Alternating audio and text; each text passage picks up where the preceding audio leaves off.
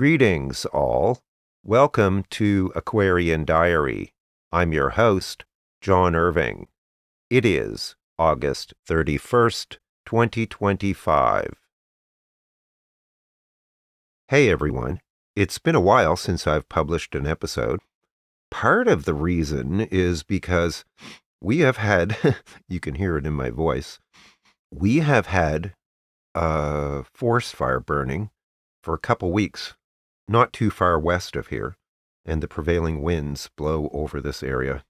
And it has been extremely unusually dry around here for a couple months. And so there's always the presence of smoke in the air. And it gets to you, it affects your throat and your eyes and your nose. And even though I do have an air purifier, whenever you open the doors or something, it comes in. It's quite something. It affects your sleep and all kinds of things. Anyway, today I want to talk about something that I think is very important. And it has to do with this exposé that Taylor Lorenz published in Wired magazine on Wednesday, August 27th of 2025. I became aware of this quite soon thereafter because I'm actually a fan of a lot of her work that she's been publishing having to do with restrictions around how we can access and use the internet and how much of a threat this is. This is being put forward under other guises, but fundamentally it has very serious implications, and I have a long history of dealing with the internet. I had a tech company where we developed very sophisticated proprietary software on a fairly large scale, millions of users, and I know quite a bit about internet technology going back many, many, many years. So that's something that really resonates with me. Now, this expose in Wired, which I will link in the episode description, exposed what is fundamentally a dark money group that had allegedly made contracts with many of the fairly popular left-wing online influencers and who had not disclosed those arrangements. And apparently there were terms and conditions to entering into these contracts. Some of these influencers supposedly received up to $8,000 US a month, or just under $100,000 a year, to be engaged with this organization. And there were also apparently stipulations around certain rights of approval that had to be granted in order to discuss certain topics. Now, a lot of debate has erupted after this. We don't know the full story, and I'll explain why in a second. But what we do know is that Wired magazine, who is a very credible journalistic source, they have published some very important work in the past, and this is a professional news organization. So we have a fairly high degree of confidence that what they published has been quite well vetted.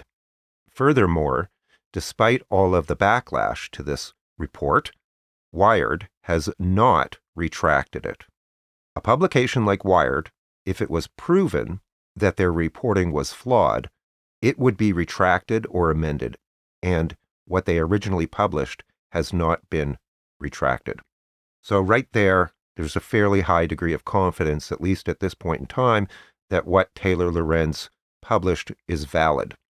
Now, I followed the story as it evolved. A couple days later, she published a YouTube episode about this herself, where she walked through the whole thing in a bit more detail and from a slightly different perspective. So what's at stake here? What's the issue? Why do I think this is important? Well, I think it's extremely important. Extremely. The reason is that when you view content from influencers that you trust, you assume that they are not biased and that what you're listening to or reading is their legitimate and independent thinking, that it's authentic.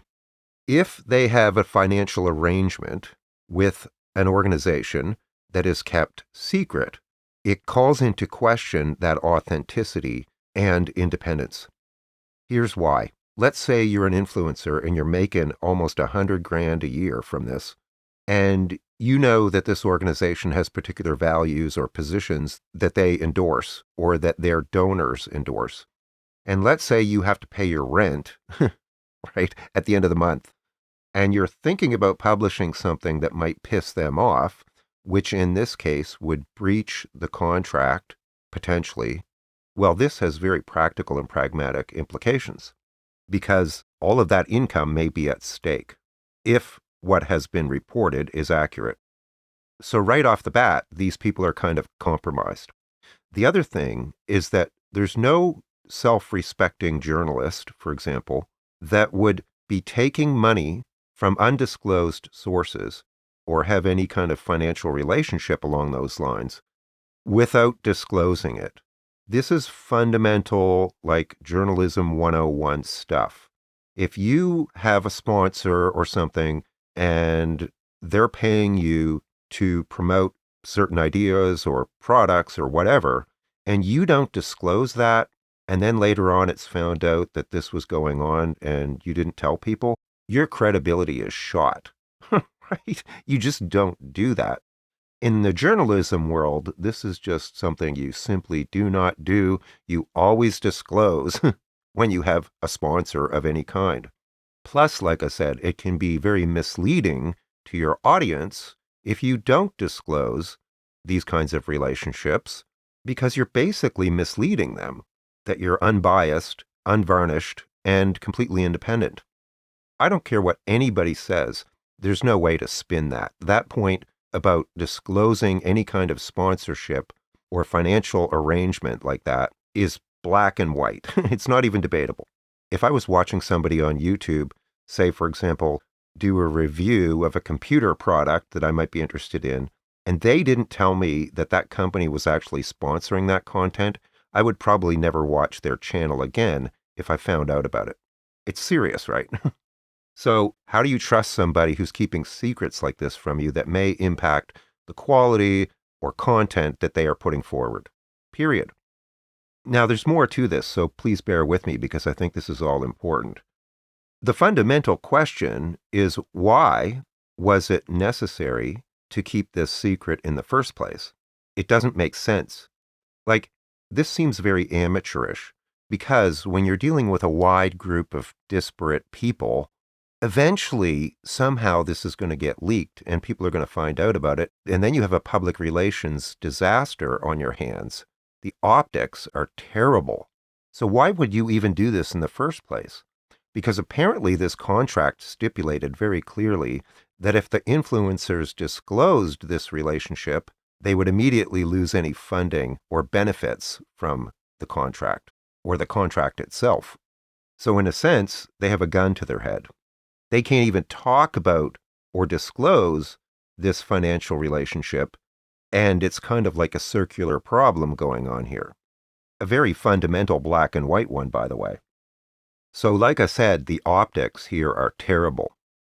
Now, many people are claiming that the right wing has been doing this for a very long time, and they most certainly have. And so therefore, we should be able to do this too. Fine. It's just, why do you have to hide it? It just looks terrible. Like I said, the optics are really, really bad. And left-leaning voters aren't exactly like right-leaning voters.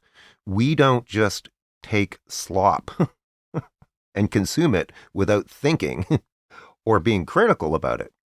So there's that whole question too. Now there's another point, which is this. Why did Cowardice, the organization that has arranged this secret campaign, why did they select certain influencers over others? Think about that. Now, bear with me. There seems to have been some kind of qualification or criteria for influencers that they approached versus ones they didn't. In other words, they discriminated. We don't know what the basis of that discrimination was or is, but we can infer a few things. If you look at influencers who more openly challenge the Democratic establishment, many of them were not approached by Cowardice. In particular, ones who openly took a stand against the atrocities that are occurring in the Middle East right now that the United States is very involved with. Many of those types were not approached at all, apparently, and it makes you wonder why not. It may be because the Democratic establishment, the people who are funding what Cowardice is doing, do not want to promote people that challenge the Democratic establishment posture and policies. And that is a really serious consideration. So there were some channels that are very popular with left-leaning viewers, but they have never even heard about this before. So it kind of looks like what they did is they went after very sort of centrist or center-right type Democrats, or people who would at least toe the party line and not create problems by promoting issues that conflicted with the agenda of the Democratic establishment. Now that, in and of itself, is a huge problem, because everybody who's paying attention to what's going on knows that the Democratic establishment, the brain trust, is a huge problem that is really damaging the Democratic brand. The more progressive wing of the Democratic Party is very much at odds with the establishment and establishment types, and not just about the war crimes that I referenced earlier, on many topics. So were these candidates screened to be, say, for example, AIPAC friendly? Maybe, we're not entirely sure. So that's a very important point right there that, like I said, not a lot of people are talking about. This whole issue could kind of be put to bed if Cowardice were to publish the contract that people had to sign on to and describe what the terms and conditions were. They could also disclose a list of all of the influencers that were receiving this secret dark money. I highly doubt they will do that, though. And that right there is another major red flag. I hope I'm wrong, but I don't expect that that will happen. Right now, we're not even 100% sure of who all of these people were. It could even be channels like Midas Touch. We don't know. I'm not saying they are. I'm just using them as an example. So like I said, this story broke in the middle of the week, and then Taylor Lorenz came out with her own video on this topic, which I will also link in the description because I think everyone should watch it. She makes an awful lot of very good points in there that have yet to be adequately refuted. And then I listened to some interviews and other people's reactions to this a bit.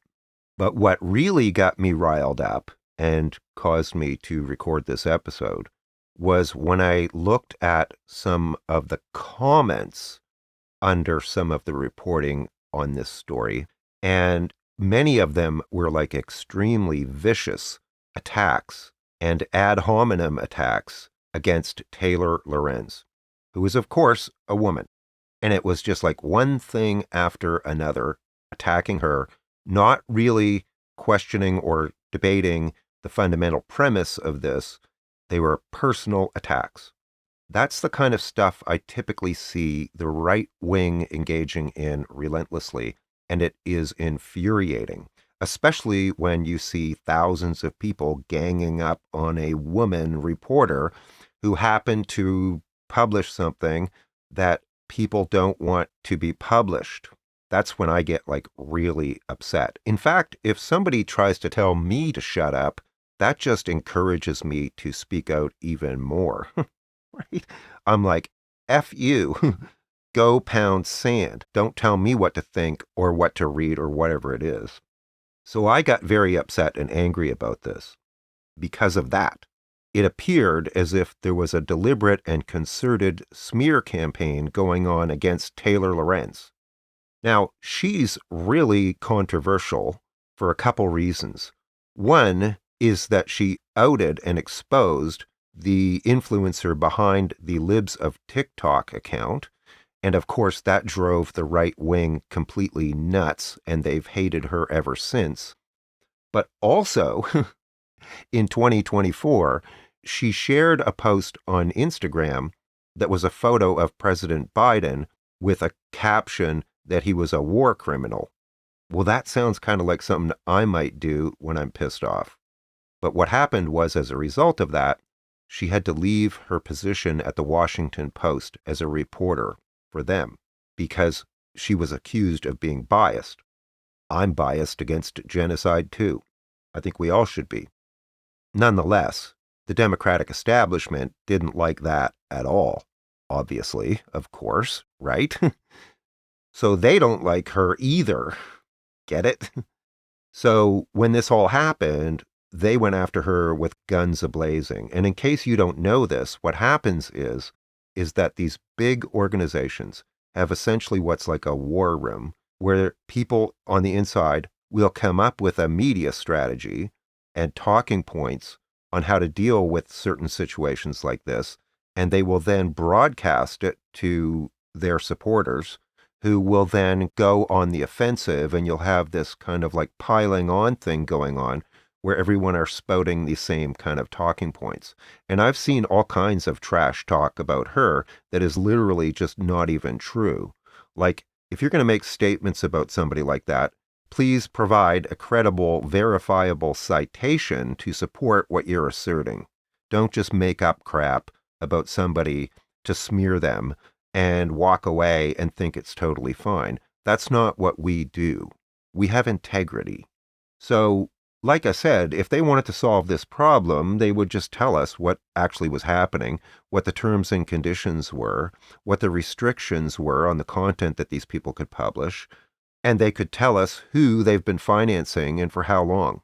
Like I said, I doubt they're going to do that, which again is a huge red flag, because we don't really understand what their motives and what their agenda were. And we still don't. Just to be clear, I'm not suggesting that the influencers that were on the payroll, so to speak, had anything but the best intentions. We don't know who these people are or how many of them there are. And that is a problem in and of itself, because to a certain extent, this whole affair can have negative implications for the entire influencer community. How do we know which ones were in on this and which ones weren't? Like I said, we don't. At least not right now. That's yet another negative implication of this and how it was handled, is that it can create a sense of suspicion and undermine the whole community. Trust and integrity are extremely important and difficult to gain. Neither should be squandered carelessly, because, like I said, it can affect the entire community. So I think this whole thing was very poorly and amateurishly handled right from the beginning. The Democratic establishment is trying to connect with younger people, people who consume this kind of content and follow these kinds of influencers. But what they actually did was used old school, outdated methodologies to try and make that happen, and the thing completely blew up in their faces, so they totally screwed up. And let's face it, the whole public relations and marketing campaign that has been driving the Democratic Party for a long time is a complete disaster. These people are completely out of touch with reality. They completely underestimate how much people are outraged by what's happening in the Middle East, which is often younger people, more vibrant people, activists and so forth. So they've alienated them. Their polling right now is horrible. Their image is in tatters. They are feckless and spineless. They're not defending democracy to the extent that they should be, nor as vigorously or aggressively. Strongly worded letters, that kind of cringeworthy response to a fascist coup. Like, come on. Like, they're so out of touch. It's astonishing, and it's scary, because if they don't get their act together, the results could be disastrous. I could make a pretty compelling case that, for example, that because they tried to hide Biden's advancing senility from the public for months, even though everyone was talking about it and they were attacking anyone who brought it up, that is why they lost the election, because Harris didn't have enough runtime to make a go of it. Plus, the whole thing about AIPAC and all that stuff. They won't even label what's happening for what it is, a genocide. It's absolutely astonishing, because what's happening is the longer they are detached from reality like this, the more at risk America as a democracy literally is. Recently, Gavin Newsom caused a stir by simply mocking them, Well, why haven't they been doing that all along? Like, come on. They're so feckless and inept that sometimes you wonder if they're actually complicit. Like, I share I shared this on my community tab recently. Rolling Stone reported, it's hard to believe. Rolling Stone reported that their own messaging nerds told the party not to talk about Trump's military takeover. It's mind-boggling that why wouldn't you talk about that? It's like historically unprecedented. It's crazy. It's like they live in an alternate universe. And by the way, I've been posting quite a bit on my post tab on YouTube because sometimes I can write something out that I'm thinking and put it on there in way less time than what I'm doing right now. So if you want to see what I'm thinking and reading, check that out. So that's generally my point. The main one was, why was it kept secret? Why didn't these influencers disclose this potential conflict of interest? It's like the Democratic establishment tried to take over the influencer community and steer them towards more centrist or toned down narratives, is what it appears to be. And who are the significant influencers that they didn't approach, and why didn't they? I bet it has to do with their position and stand on various topics. Like some really good channels that I follow, like the I've Had It gals, who are hilarious. I laugh every time I watch them. They are extremely critical of the Democratic Party and the establishment and the gerontocracy, who are completely out of touch with younger people, the grassroots base, and what's actually happening in the world. So that's just a really quick summary of my views on this. Like I said, I will put links in the episode description to the article, to the video that Taylor Lorenz published about this, and anything else that I think is relevant.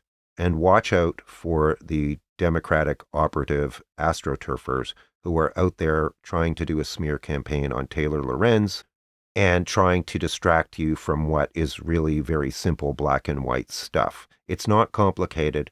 It's wrong on a whole bunch of levels. It shouldn't have happened. It was amateurish. It was stupid. And now it blew up in their faces. What they should have done is just gone to people and said, like, hey, here, we can give you a grant or a stipend or whatever, no strings attached. And if you want to accept it, you can. And if you want to tell people that you've accepted it, you can. And, we just want to support a vibrant, youthful, diverse influencer community. But no, they have an agenda. And it's very obvious by the way this whole thing is unfolded. And by the way, this is just a bit of a rant. It's not scripted. It's off the cuff. So I'm probably going to think of other things I could have said here too, but I think I've conveyed the important points that I wanted to make and why I think you should be paying attention to this too. Because really what it is it's symptomatic of a completely dysfunctional and out of touch Democratic Party that needs to get rid of the gerontocracy that has been repressing and oppressing the more progressive wing of the party. And this has been going on for years and years and years. It goes back to Bernie Sanders and beyond, right? And trying to control the narrative and the media and all that stuff. And it's like, that is not what people want anymore. The world is facing an existential crisis of democracy. Like nothing like this has happened in all of American history, or even world history for that matter. The United States is the most powerful military, economic, geopolitical, and cultural force in the world. I can't think of anything on the same scale except maybe the Roman Empire when it collapsed. But that was a completely different paradigm. By the way, I have worked through quite a bit of the backlog of my astrology readings. If you're somebody who you think fell through the cracks, make sure you contact me and I'll take care of that. If anybody could use a reading in the next while, or maybe you've got a birthday coming up soon or something like that, get a hold of me. There are huge changes going on right now. 2025 is a huge year of transition.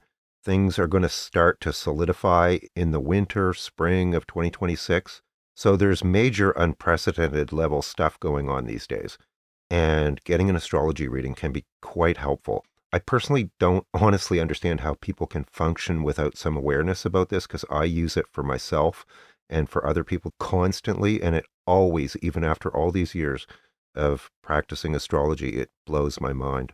So get a hold of me if you're interested in a reading or an update if you're a past client. For more detail, check the episode description for other episodes that are related. And if you're interested in a reading with me, I'll put a link to that as well. Many sincere thanks to everyone who supports me, especially my YouTube members and astrology clients. Thank you very much. Take care, all the best, and I'll talk to you again soon. Bye for now.